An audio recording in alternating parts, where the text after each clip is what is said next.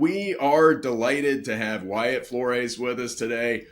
He is a Mexican-American, Oklahoma-born troubadour who sings from the gut, telling stories against a gritty country soundtrack. That's a very poetic way to describe you. I assume you came up with that. Some of your influences are Turnpike Troubadours and Jason Isbell. I listen to those guys a lot, along with the Drive-By Truckers. Every time I put it on, my 15-year-old tells me that is dad music and asks me to turn it off. But then when I played him your music, he was like, "Oh yeah, this guy's great." So, I don't know what you're doing right. I don't know. But good for you. Have you been to Montana before, or will Wildlands be your first time in the state? This will be my first time. I'm excited as all get out to finally get up there. I've heard so many great things from other artists, but also friends that have had to go up there and do like cattle sales and stuff like that. So super excited. All right. What else is on your list for while you're here?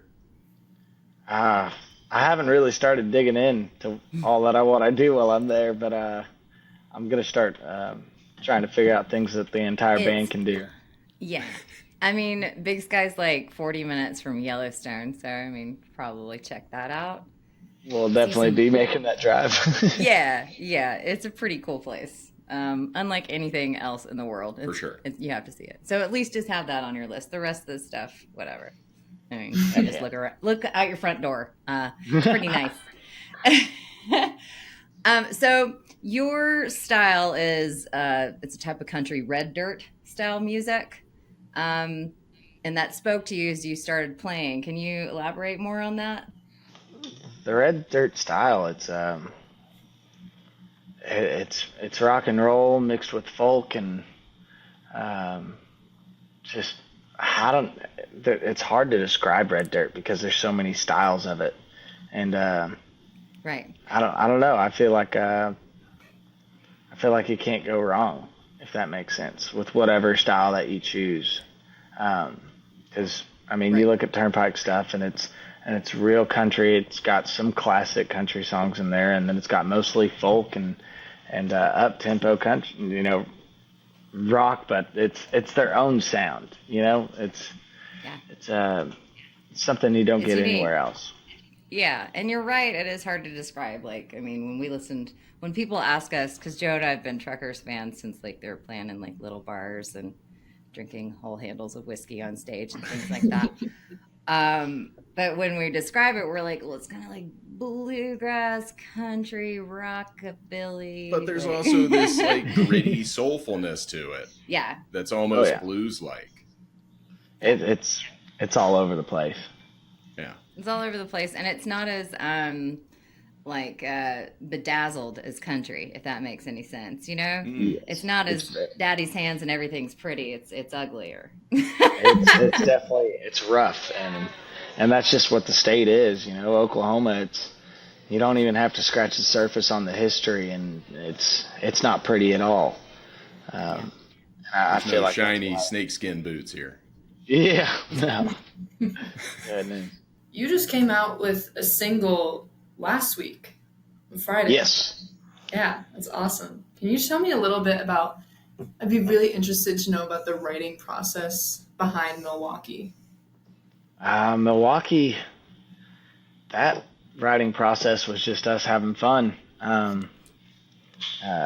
Graham was the one that first spit off the line somewhere in Milwaukee, and then it just kept on piling and piling and piling. That song, it really just fell right into our laps, honestly, and I think that's why the song's doing as well as it is, because there was no real struggle behind it. It was just meant to be that day, and that doesn't usually happen very often, where it just it all just is so easy to write. But that day, the energy was right in the room, and we were really excited, and honestly, it was me wanting to try and write a song for Graham, but Graham was trying to write a song for me, and I think we hit that perfect mix of commercial country mixed with folk, if that makes sense. And that was kind of my goal in the beginning of writing whatever we were going to write that day, and I was happy that it turned out the way that it did, because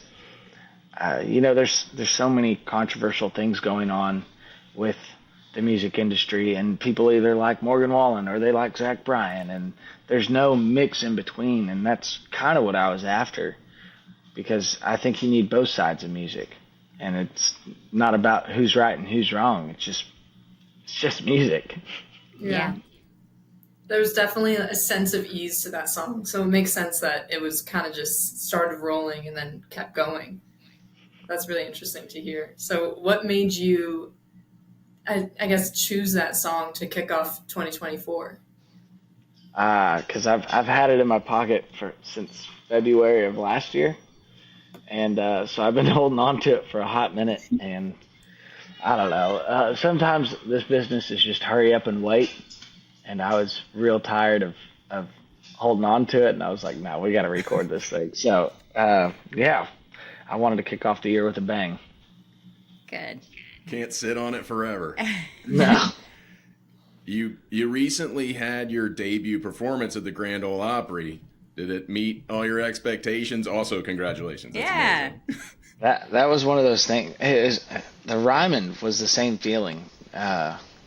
It was just like my legs were shaking. I was feeling really like shaky here in the vocal cords too. I don't know, just stepping. I didn't like, even when they invited me out and I got to tour everything. They're like, showed me the circle, and I wouldn't even step in it because I was like, I don't deserve to be there. And when I finally got to, I was just, I couldn't believe it. It's just something that you can't describe, but it's a. Had you ever imagined that moment? No, I've told everyone at the Opry too. I was like, this was never on my like goals or dreams because I never thought that it was possible. I didn't think that anyone we'd even get this far, or anyone would let me into that circle. So I was like, no, that's a far off dream. You know, only legends get to go there, and so it meant the absolute world to me because I couldn't believe it. That's amazing. That's great. And You were shooting low. reviews were obviously very good for that performance, so nobody else could tell that you were shaking. Well, good deal.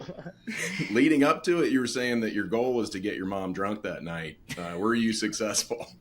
So, after that, we went to, what is it, Opry Cowboy Palace? I don't even know. It's some bar right there next to it. But I think the best part was my grandma was there, and then all my friends and everyone. Like, it was weird. I had all my friends from back home finally meeting all my friends in Nashville, and it was watching two worlds collide, and then my grandma's at the bar with us, which never happens, and everyone just telling her how good her jacket looked, which it was a really cool Aztec jacket.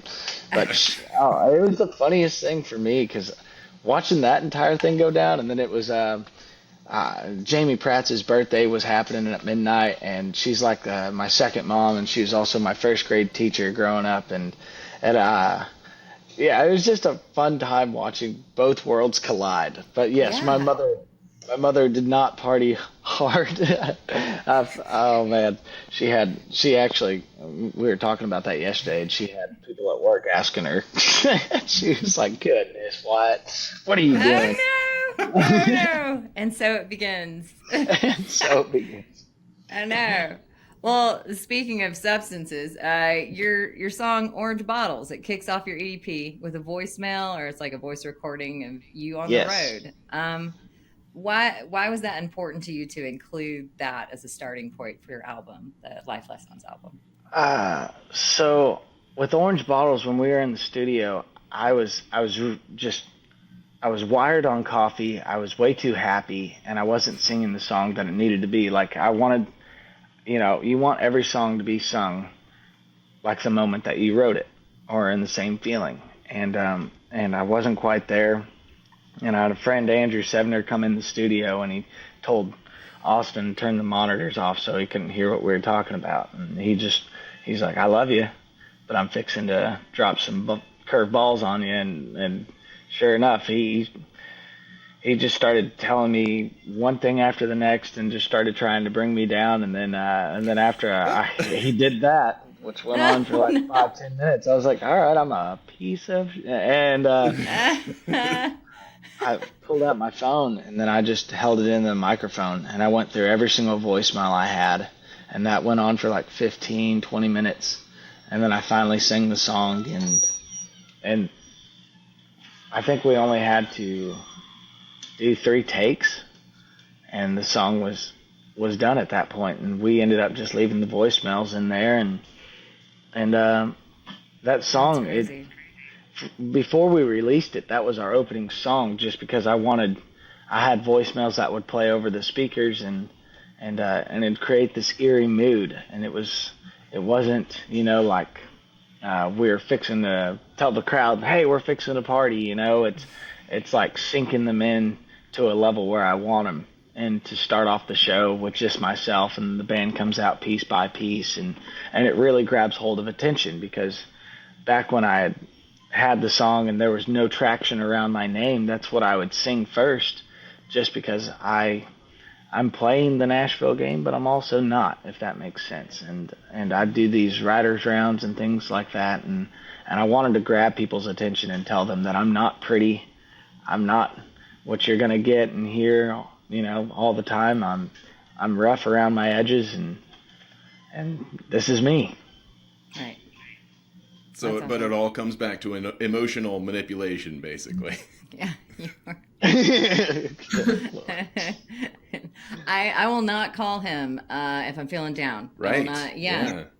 Terrible pep talk. You want to get lower? That's a really cool backstory. Thanks for sharing that.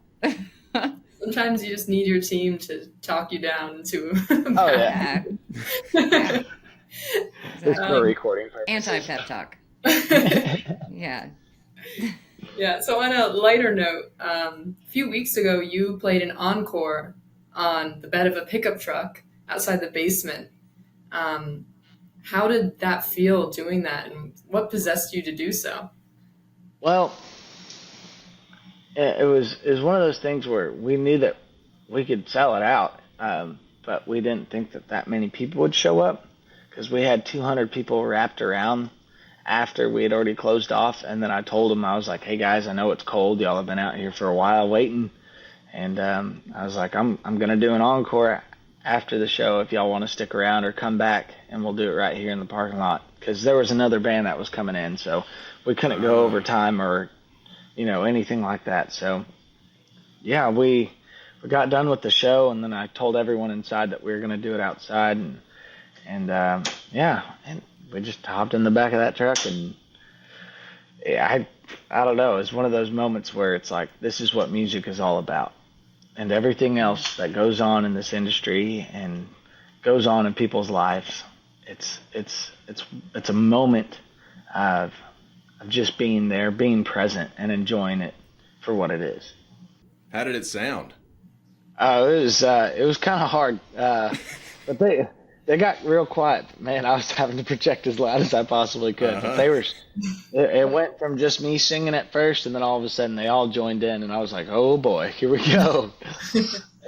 Yeah, it was cool as all get out. Very nice. And that was in Nashville. You're from Oklahoma. Other than those two places, where do you feel like you're being, the most well received? Shoot. Who gets you?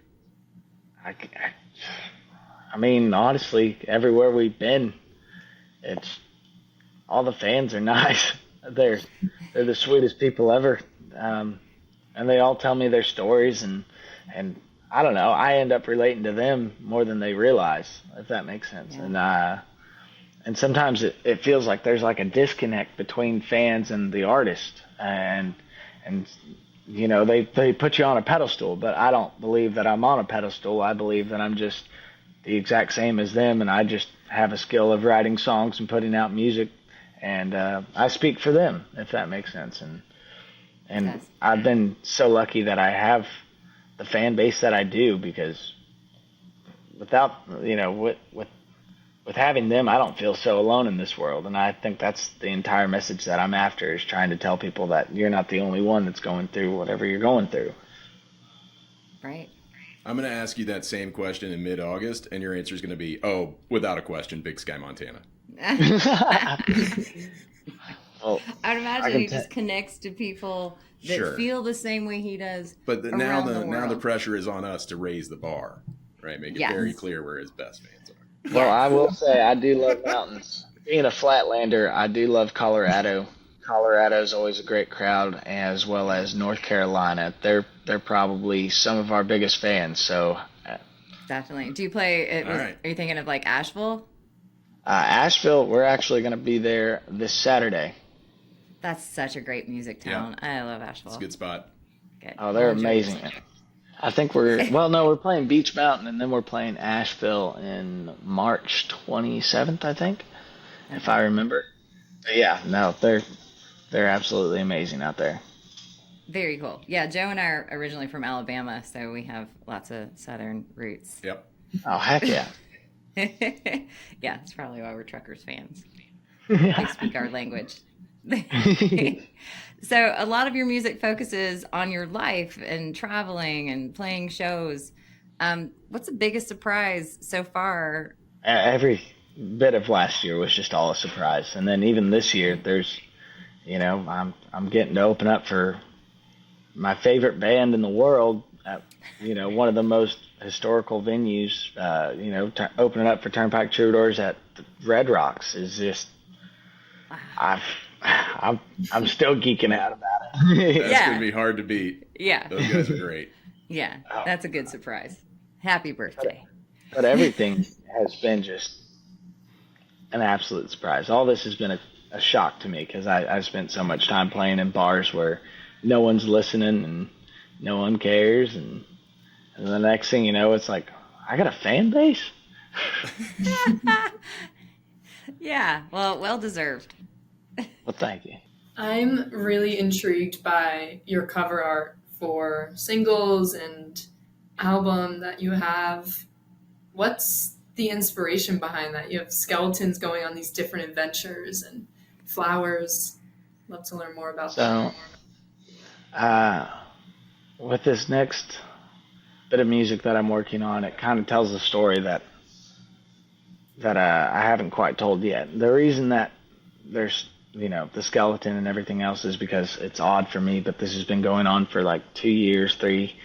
I've had an odd satisfaction with the thought of death because I've been to so many funerals and I've lost so many friends and family that it's opened my eyes to realize that one day it all comes to an end, and what are you going to leave behind? What are you going to do with your life? Are you going to make something worth it and go out and live? So you have life lessons, which is all about taking the chance on whatever path you want to take and realizing that if you take the path less traveled, it's a lot easier, but it's filled with heartbreak because it's the pursuit of happiness, and the pursuit of happiness is not glamorous until you get to the very end and you have that slight bit of success and or you finally reach your goal, and it's that short little moment of happiness that you're always after.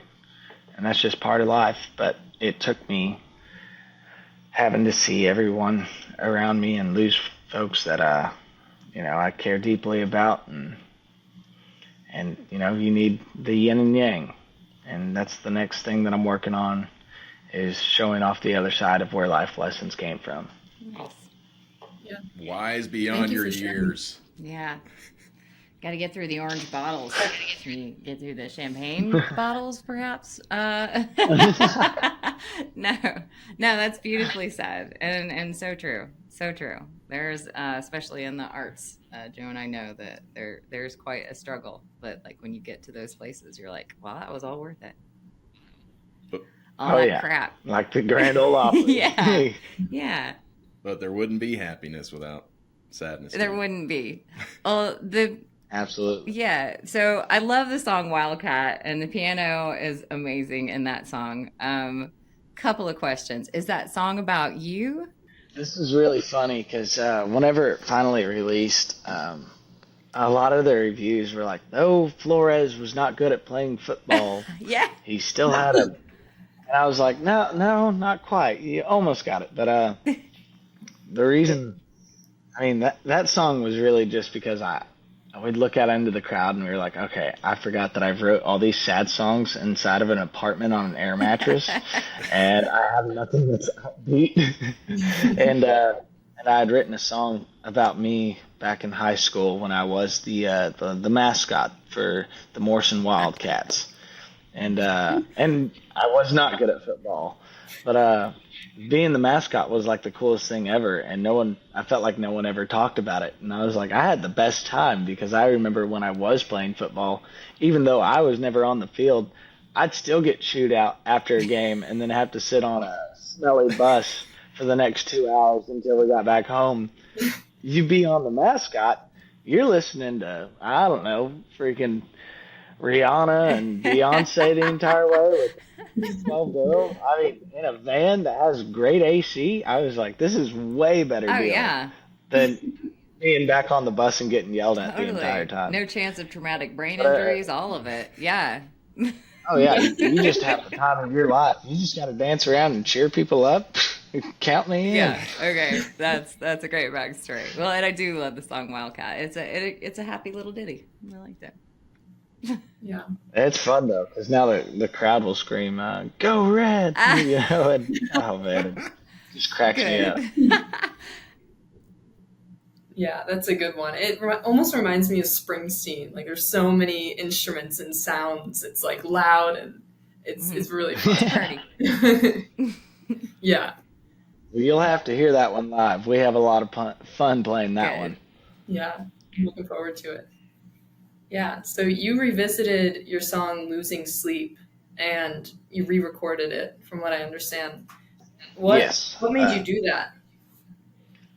So, at the original time, I'd recorded Losing Sleep, and I wanted to change the lyrics, and I came back, and we were recording the Hudson sessions at that time, and I was really wanting to re-record Losing Sleep and get it with the new lyrics on it, and turn it into what I was after, because the first time I failed on the mission that I was on, and so they weren't really wanting to record it, and then I ended up getting my producer, who's also my lead guitarist. I got him wine drunk, and then we hit the record button at 2 a.m, and well, you know, it took 4 hours, and it was just a absolute blast sitting down, and I was running Pro Tools as well while he's trying to track the guitar, and we stayed up until like 6:30 in the morning. And I remember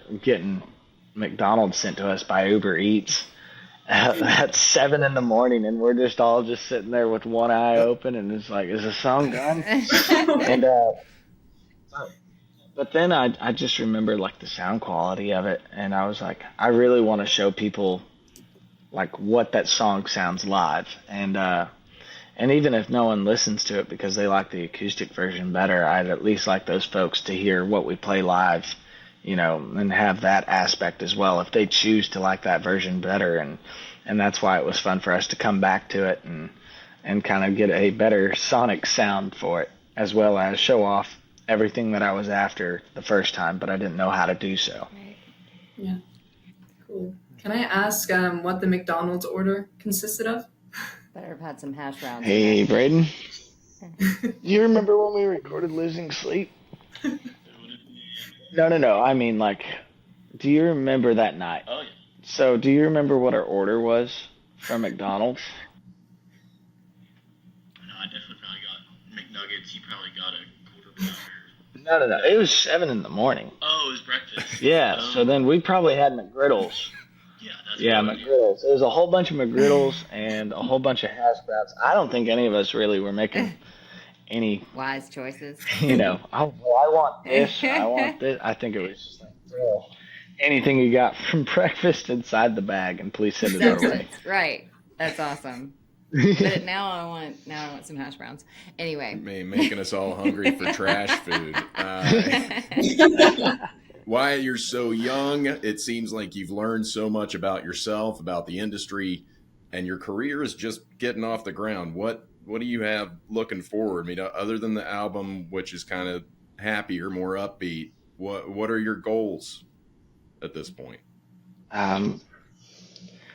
My goals right now are to finish what I've started, and I can't give any news on what is being done currently. But what I can say is my goal is to not stop putting out music. And once I'm done with this project and get everything that I want out of my head, then I'm going to take a good long look at what I want from myself, and where I want to take the next step in. Because right now I'm still focused on this, and my goal is just to figure out who I am as a young adult. And I've been focusing a lot on past things and digging into that, and I think I want to really be present for the future, soak up everything that I absolutely can and learn, and sit down and start writing the next project. Very cool. Got a lot more McGriddles in your future. Yeah. Yeah. Yeah. I think In Grand that's, Ole Opry Day. that's well, sure. I think that's all we need for the podcast. Jen, do you have any other questions you need for your article? No other questions. One did come to my mind while we were talking. I'd be interested to know what your favorite song you've written is so far. But if you're not prepped, no worries. My favorite song right now that's out, I mean, just off of lyricism, it'd be Holes. I felt like I really touched something inside my my writing skills that I haven't connected with before, because I love folk, absolutely love it, and I think those folks that do it constantly are some of the most talented people out there, and I really strive for that, and when I wrote that song, I felt like I was actually lyrically getting somewhere that I'd never been before, and I'm probably gonna dive back into that a lot more. But no, Holes was the best lyrical song that I've written, and I'm very proud of that song. Now the ones that's unreleased, my favorite song that I've got would be this song called Devil that I usually only sing for encores right now. Cool. All right. We're looking forward to hearing that. Gonna have to clap for him. Wyatt, thank you very much for your time today. This was great talking to you and getting to hear your story. And we look forward to seeing you perform in August at Wildlands and hearing you sing your story. I can't wait to finally meet y'all in person and see y'all up there. Yeah, it'll be fun. Absolutely, Bring your we'll be there. Wildcat mascot outfit. We'll have a good time. Yes, that'd be fun. All right. Thank you, Thank guys. you. Bye.